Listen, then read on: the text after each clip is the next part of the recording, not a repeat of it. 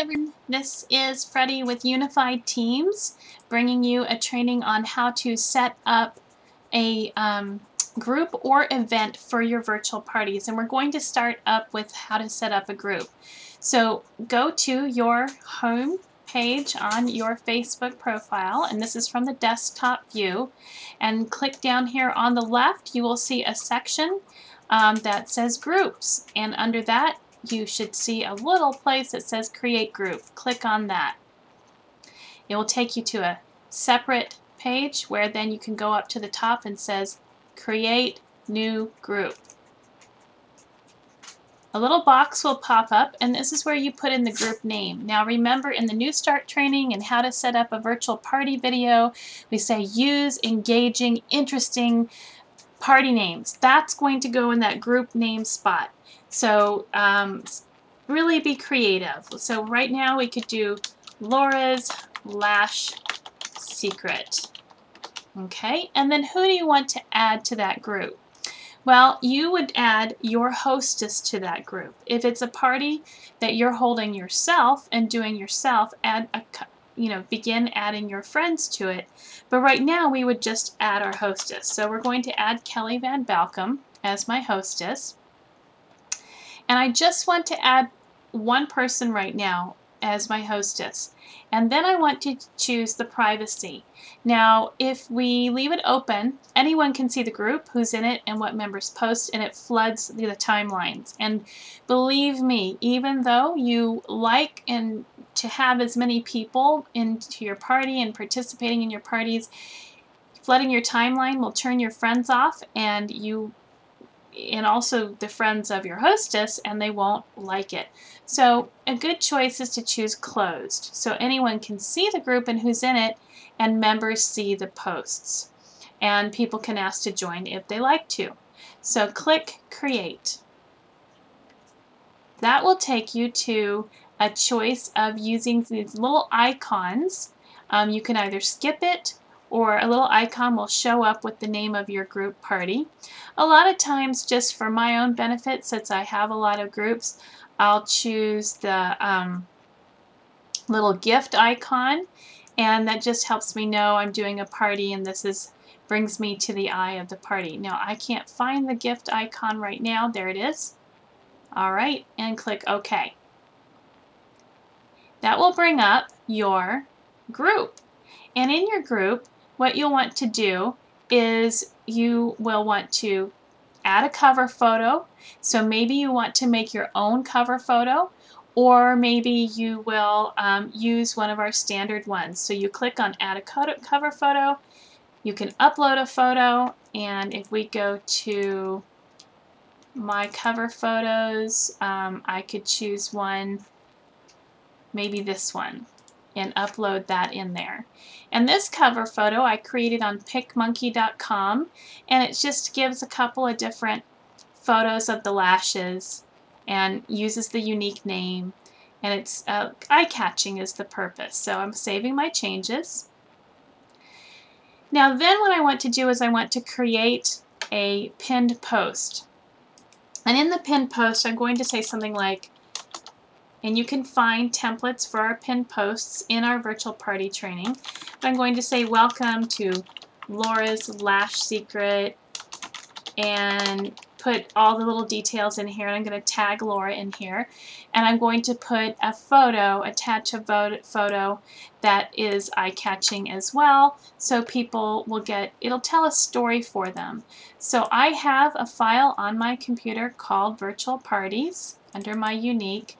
I have lots of things, and I'm going to choose something that is interesting or engaging. So quickly I'm going to choose the one that just says happy shopping. I have lots of others though, and again I use picmonkey.com a lot to make free photos. And I'm going to pin this post, and you pin this post when you highlight over this area, you get a little arrow and you pin it. Pinning a post means it stays at the top of the page, so when people click on that, they see it immediately. And remember, in our virtual party directions, when we make our post, we want to always include our party link in it. Now, at this point, when I've set it all up, then I personal message my hostess and I tell her it's time to add your friends to the group. I don't make any other posts till she has added her friends. And as we mentioned, we want people to add at least 200 to 400 of their friends to the group.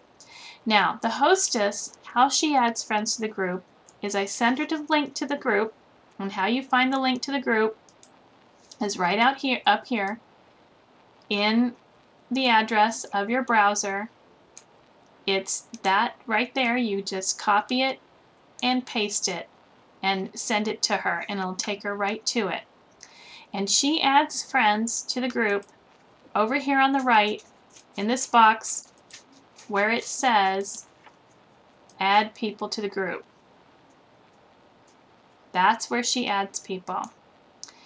And by adding people to the group, she just clicks on the box and puts in the name of a friend she wants to add, and she starts adding them into the group. Sometimes what I do is in a separate window, I pull up another window of Facebook and all my friends to help me remember what friends I'd like to add. It won't take her very long. That's really the only work that she does except for participating in the party. So once she's added them, let me give you an example. Add Deanna, add Janine, and it'll show that there are 3 new members in the group. When you click on this, it brings up a separate box that shows you who is added. And if you click like, and like for all the new additions, and then refresh your page by clicking on the title of the group up here, you will find that they post in the timeline that they were added to the group. This is where I put in the welcome. And this, ladies, is your job.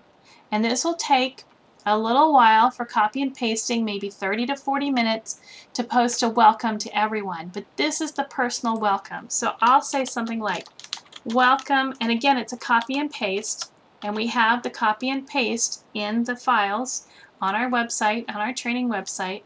The only thing I do is I make sure I've tagged the person, and I say, welcome Janine to Laura's Lash Secret, and then you can copy and paste. I make sure that this welcome has the link to it and lets Janine know what this party is all about and to stay tuned. If this is a party where you're going to do a live party portion in a few days, I make sure the time and date is in that welcome as well. And then hit enter, and we're ready to go on the group.